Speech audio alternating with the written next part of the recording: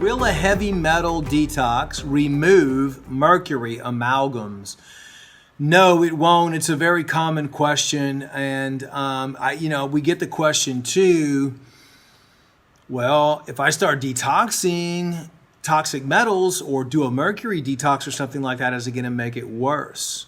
I don't really think that. I mean, anytime you do a detox, your body's going to benefit, because if you've had mercury amalgams in your mouth for 10, 15, 20 years, I had like 4 mercury fillings in my mouth that I got when I was a kid. I had a horrible diet, ate a bunch of sugar all the time. I mean, my parents, they just didn't know. I mean, the thing is, none of our parents really knew. Still, today, not a lot of parents know. I mean, I see, go to the water park or go to the, wherever I'm at, and I see kids 2 years old in a stroller with a big bag of Cheetos and, like a 60-ounce soda in their lap.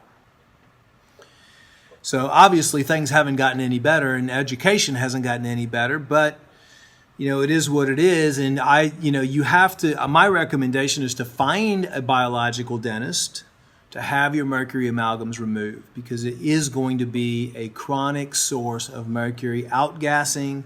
It's going to come into your brain. It can be expensive, but being healthy is expensive. I mean, unfortunately, right now, it costs money for you to maintain health because of the world we live in. We do not live in a healthy world. We live in a toxic world.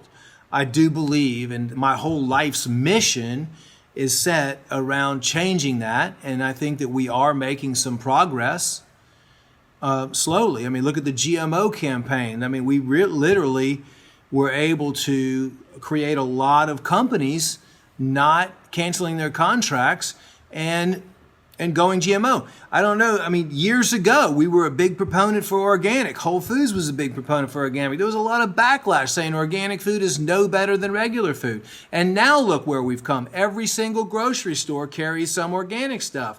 I mean, I was in the airport the other day, and I could find raw food bars in the airport. I mean, that's huge progress that we're making. So it's baby steps. Look around your house, do what you need to do, get that mercury amalgam with that first one, removed. Save up your money. Poor health will cost you your life, and it will cost you years of suffering. Everybody has family members, everybody has friends, everybody knows people that are suffering from some illness. Everybody knows somebody that has cancer. Everybody knows kids that have autism, kids that have, Down syndrome, everything like that. I mean, we just live in that world. So you just have to do the best you possibly can. And my whole philosophy is figuring out the simplest ways to do things for you. And that's always looking at your environment and changing your environment and doing little things here, little things there. Living by the 90-10 rule. Doing 90 things right 90% of the time, and then giving yourself 10% leeway. That's fair. You don't have to give up everything. You don't have to be a vegan. You don't have to be a raw food guru. You don't have to do all that.